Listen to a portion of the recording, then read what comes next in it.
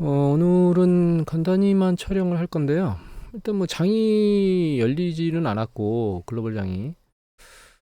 근데 전체적인 흐름이 조금 이상한 것 같아서 이상하다는 말은 뭐 붕괴다 이런 걸 의미하는 게 아니고 지금까지 보였던 추세하고는 약간 다른 패턴으로 바뀌는 거 아니야 이런 생각이 들고 있습니다. 그러니까 미국 장이 여기서 엔비디아가 이렇게 밀고 올라오기 직전까지를 생각해 보면 장이 올라와서 이제 머리를 못 뚫고 있다가 여기서 그 방향성을 탐색하고 있었거든요. 상대적으로 이제 밀릴 시간이 되긴 했는데 밀리는 걸 버티고 있다가 엔비디아 실적 발표 나오면서 이게 그 전체 시장을 밀고 올라왔어요. 그리고 지금 조정받아서 50일 이동평균선을 건드렸는데 이 지수가 일정 부분 중간에 올라올 때 50일 이평선을 밟고 올라왔기 때문에 이 정도면 이제 일정 부분 많이 내려오긴 내려왔거든요. 근데 이제 여기서 추가적으로 더 조정을 받을 것이냐 올라갈 것이냐 이런 논제보다는 여기서 조정을 제대로 안 받고 강력하게 밀고 올라갔던 이 강력한 추세가 약간 깨지고 있는 것 같습니다. 전체적인 뉘앙스에서는. 그건 왜 그러냐면 이제 기술적 지표를 놓고 보면 아직도 강해요. 여러 가지 요건들이. 그런데 전체적인 뭐 뉴스 보도나 지표나 시장의 반응이 조금 바뀌는 것 같아요. 그래서 일단은 미국 시장 보면 엔비디아 발표가 나오지도 않았지만 이게 그 미국 필라델피아 반도체 지수거든요. 얘가 계속 빠지고 있고 이거 빠지는 거에 따라서 글로벌 전체적인 뭐 그 주식들 뭐 요게 TSMC고요. 요게 하이닉스입니다. SK. 요게 삼성전자. 그리고 이게 엔비디아거든요. 선도주였던 게 가장 빠른 속도로 지금 빠지고 있는 상황이고 이런 조짐은 이미 미리 뭐 보였었습니다. 머리를 숙이면서 계속. 그래서 실적 발표가 엔비디아가 좋게 나올까? 그리고 좋게 나온다 하더라도 크게 좋게 나오지 않는 이상 이 자체를 다시 끄집어 올릴 수 있을까라는 생각을 하게 됩니다. 다만 특이한 거는 이런 데이터가 있거든요. 이거 매크로마이크로에 나오는 데이터인데 그 반도체 장비 업체들 매출 관련된 거예요. 그런데 전년 동기 대비 이거 증감률 밑에 있는 선들은 이 전체 뭐 전 세계 미국, 뭐 아시아 퍼시픽, 재팬, 유럽 전체거든요. 근데 여기 보시면 이제 추세적으로 좀 내려오다가 이게 전년 동기 대비 증감률이 터닝에서 위로 이제 이게 플러스로 다 터닝하지는 않았지만 마이너스 강도가 줄어들고 있는 걸로 보이고 여기 보시면 빌링지 전체 금액으로 놓고 보면 바닥을 찍고 이제 바닥을 찍은 형태 아니야? 이런 형태가 보이는 거거든요. 그래서 이런 상황이면 오히려 향후에 물론 뭐 기기 장비를 도입한다고 해가지고 도입이 이제 바닥을 치고 올라간다고 해서 뭐 바로 생산량이 돌리겠다 뭐 이런 것들은 아니겠지. 그런 게 아니라 하더라도 일단은 이런 상황이면 바닥을 쳐야 되는 상황이라고 인지를 해야 되는데 주식시장은 그동안 밀려 올라왔던 걸 지금 그 빼먹고 있는 그런 상황인 것 같고 이게 향후에도 이렇게 지속될 거냐라고 하는 문제를 좀 지켜봐야 되겠지만 이 힘을 선도주가 특히 강력하게 빼먹고 있는 지금 AI 말고는 사실 글로벌 뭐 예를 들면 애플 같은 경우에는 그 핸드폰 판매량이나 이런 것들이 좀 부정적으로 나왔고 3분기 실적도 그렇게 좋게 가이던스를 던지질 않았거든요. 그런 것 관점에서 놓고 보면 이 AI가 빠지면 안 되는데 선도주 AI가 빠지는 걸로 봐서는 그렇게 좋지는 않을 것 같습니다. 제 느낌의 뉘앙스가. 특히 삼성전자나 하이닉스처럼 우리처럼 시총이 큰 국가 우리 코스피 지수 같은 경우엔 강도가 상당히 약해질 수도 있겠다는 생각이 들었습니다. 이게 물론 추세가 완전히 꺾여서 밑으로 붕괴된다 이런 개념을 한 게 아니고 이거를 말씀드리려고 하는 게 아니고 최근에 강력하게 밀고 올라왔던 이 추세가 이제는 모멘텀을 상실하고 그 반등의 강도라든가 이런 것들이 약해질 수도 있고 또 조금 더 밀려서 추가 조정이 좀 더 있을 수도 있고 뭐 이렇게 해석을 해야 되는 게 아닌가라는 생각을 지금 하고 있습니다. 금요일까지 데이터를 보고 나서 그 다음에 이게 이제 미국의 그 연준 금리 인상 그 외국인들이 아니 전문가들이 미 전문가들이 예측하는 거거든요. 근데 이게 이제 이거는 시간이 인접했기 때문에 9월 20일은 9월 21일은 시간이 인접했긴 했지만 이게 강도가 계속 세지고 있습니다. 추가적으로 금리 인상을 안 할 거라고. 그리고 금리 인상을 추가적으로 안 할 거란 쪽 베팅이 계속 높아요. 그러다가 내년도 3월 달에는 이제 금리 인하를 할 수 있겠다라고 하는 쪽으로 좀 넘어가고 있거든요. 근데 이게 바뀌고 있진 않아요. 지금 최근 계속 모니터링 해보면.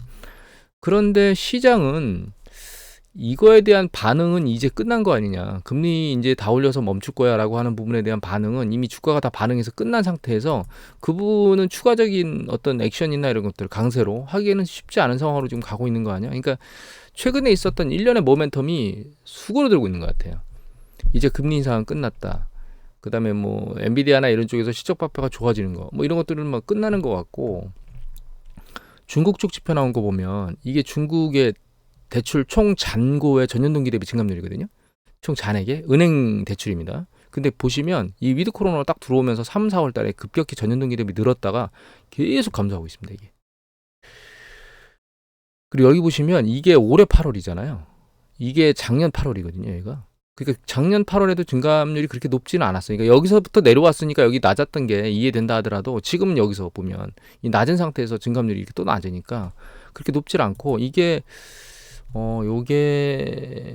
이거는 그 중국의 은행 대출뿐만 아니라 뭐 그림자 금융이라고 하는 것 같이 전체 포함된 신규 대출이거든요, 얘가. 근데 보시면 얘가 8월입니다, 얘가. 올해 작년 8월이 이 정도 돼요. 작년 8월 여기네요. 작년 8월보다 낫죠, 지금. 이게 은행 쪽 신규론이거든요. 이게 작년 8월입니다, 얘가. 여기네요. 작년 8월이 여기. 예, 여기가 요번 8월이거든요. 은행 대출은 훨씬 더 낮아졌어요, 총 대출보다. 그래서 지난번에 잠깐 보여드렸었는데, 그러니까 중국이 공격적으로 대출을 한다고는 하지만 은행 쪽에서 그 승인은 계속 낮아지고 있다고 제가 데이터들을 보여드렸잖아요. 대출이 잘 나가고 있지 않다는 뜻입니다, 지금 중국이. 그리고 이거는 이제 발표된 지가 얼마 안 돼서 그렇게 신뢰도가 높은 심리지수라고 볼 수 있진 않은데, 중국 심리지수가 그렇게 많이 나오는 게 아니기 때문에 이 톰슨 로이터에서 발표하는 그 심리지수거든요. 이게 위드 코로나 딱 들어가면서 급등했다가 추세적으로 계속 밑으로 내려오고 있어요, 지금. 그래서 중국이 위드 코로나 들어가고 액션을 취하고 있긴 하지만 이게 뭐가 되고 있는 거 맞아? 라고 하는 물음표를 찍게 만들고 있습니다. 그리고 또 이제 중국 쪽에 부동산 문제가 하나 뚱 튀어 올라왔죠. 그래가지고 중국 5위 부동산 업체 디폴트 위기 간다고. 그래서 요거 홍다그룹 이후에 지금 날리고 미국 해외 부채권 상환을 일부 못했다는 보도를 제가 읽었거든요. 그래서 이게 연쇄도산이나 뭐 이런 것들로 빠지는 거 아니야라고 해가지고 지금 치고 액션을 뭔가 하려고 하는 중국 당국에서 그런 얘기들이 나오고 있습니다. 그러니까 중국에서 뭔가 액션을 취하고 싶어도 취할 수 있는 운신의 폭이 적다는 거는 이미 말씀드렸지만, 그런 형태 때문에 지금 살아나지 못하고 있는 거고요. 리커창 총리가 물러나고 리창 부총리가 들어왔잖아요. 그때 리커창 총리가 퇴임할 때 추가적인 인위적 부양책은 쓰지 말라라고 하는 권고를 하고 퇴임을 했답니다. 이거 이제 중국 전문가 얘기하시는 걸 제가 들어봤는데, 이 얘기는 인위적 부양을 하면 그 인위적 부양이 건설적인 쪽으로 가는 게 아니고 자꾸 부실 쪽으로 계속 쓸려 들어가고 자산 시장으로 들어가면서, 이게 M2 회전율이, 우리가 돈을 집어넣으면 경제 시스템 안에서 가계기업 간에서 계속 소비, 판매, 생산, 고용을 이루면서 이게 돌아야 되거든요. 그런데 그런 형태가 아니고 빨려 들어가는 거죠. 부실로 빨려 들어가거나 부동산 쪽으로 빨려 들어가서 이게 다시 경제 시스템 안으로 못 들어오니까, 인위적 부양을 한다 하더라도 경제 시스템이 제대로 돌질 않는다고 하는 것 때문에 인위적 부양을 되도록이면 하지 말라고 그렇게 퇴임 시에 권고를 했다는 얘기를 제가 들었거든요. 근데 그런 형태인 것 같아요, 지금 현재 보면. 그리고 이게 이제 중국 쪽만 이런 게 아니고 우리나라도 부동산 PF 때문에 난리를 치고 있는데, 미국에서 또다시 얘기가 나오고 있는데, 물론 상업부동산 얘기를 제가 계속 얘기를 드렸기 때문에 이것도 상업부동산 중에 하나거든요. 그러니까 미국에서 임대사업자들이 다, 그러니까 우리처럼 아파트 같은 거나 뭐 다주택, 빌라 뭐 이런 것들을 지어가지고 하는 건 전부 다 상업부동산 대출 쪽에 포함되는데, 상업부동산 얘기가 계속 나왔지만 이 다가구 주택이나 이런 것들, 주택담보대출 같은 경우에는 일반적으로는 고정금리 모기지가 많아서 큰 문제가 없다는 얘기들이 꾸준히 나왔었거든요. 그런데 이제 기사를 하나 읽어보면, 여기 볼게요. 이거 아시아경제 기사거든요. 요게 이지은 기자께서 2024년 8월 8일에 올리신 내용인데, 여기 밑에 보면 이렇게 나와 있습니다. 대출 연체가 늘어나고 있다 뭐 이런 거는, 여기 보시면 이제 이거 한번 읽어볼까요? 법인이 전체 건물을 소유하고 있는 형태가 많은데, 세계 최대 3호 펀드 투자운용사인 미국의 블랙스톤은 현재 맨해튼 지역에 있는 11채 아파트가 압류와 매각을 담당하고 있는 특별 서비스 업체로 넘어갔다. 뭐 이건 너무 작기 때문에 보나만 하네요. 여기 보면 그간 부동산 시장에서 아파트는 임대료로 큰 수익을 얻을 수 있는 투자 위험도 적어 수익을 얻을 수 있고 투자 위험도 적어서 알짜배기 투자용 건물로 인식이 되어 왔는데 코로나19 이후 치솟은 인플레이션으로 임대료를 더 올릴 수 있게 되면서 아파트 가치는 급격히 상승했습니다.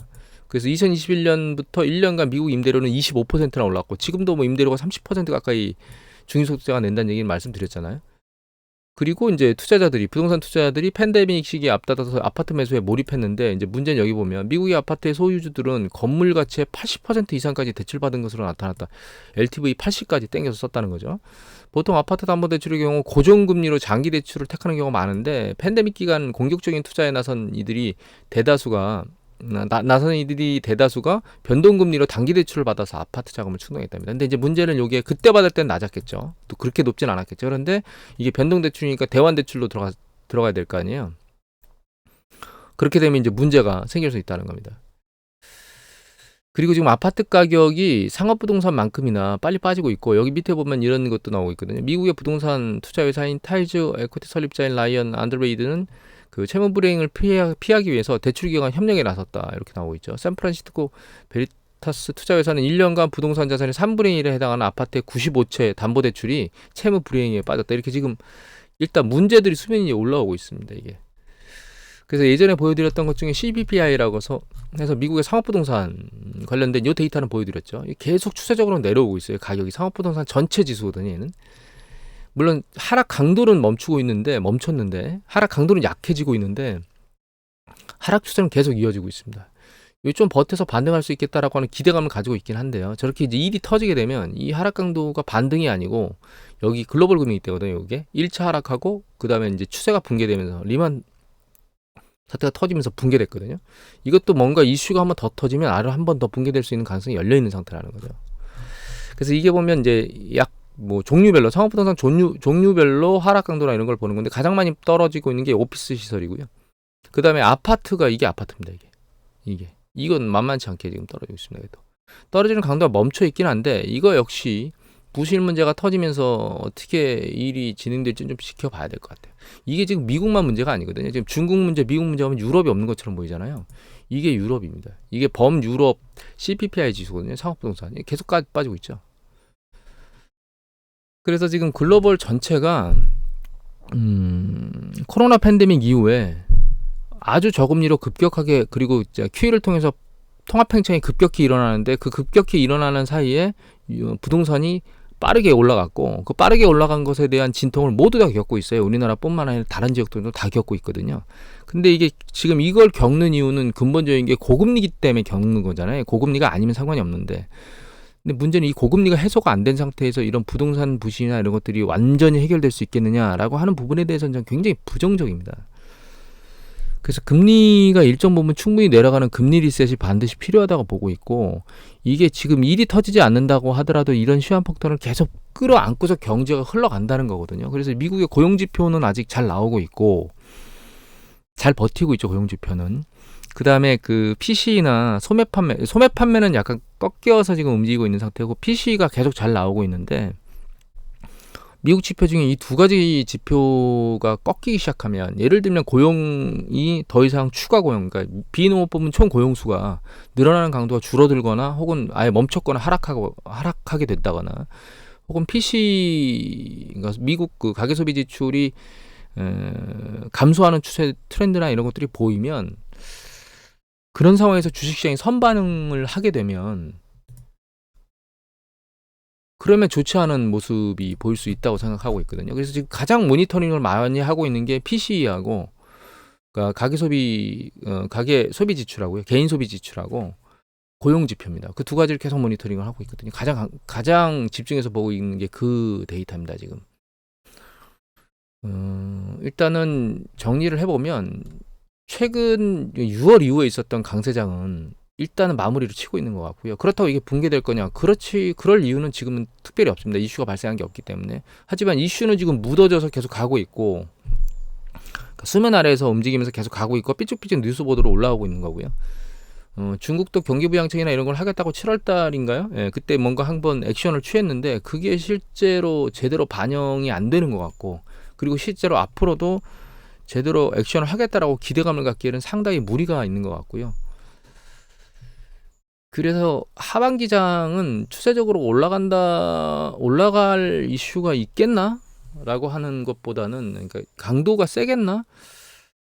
추세적으로 계속 최근 밀고 올라왔던 뭐 한두 달간의 강도를 유지할 수 있겠나 보다는 강도는 약해지거나 조정을 좀 더 받거나 뭐 이런 쪽으로 지금 현재 움직이고 있는 거 아니야라고 하는 생각을 하고 있습니다. 그 상황에서 이제 아까 말씀드렸던 경제 지표 두 개, 고용 지표하고 PC 쪽 모니터링이 계속 강화돼야 될 것 같고, 그 다음에 이제 부동산 중에 어딘가 이슈가 터져서 시장 흔들 수 있는 요건도 항상 감안해 두고 투자 시장, 주식 시장이나 자산 시장을 쳐다봐야 되는 게 아닌가 이렇게 생각하고 있습니다. 오늘 이것으로 마치도록 하겠습니다.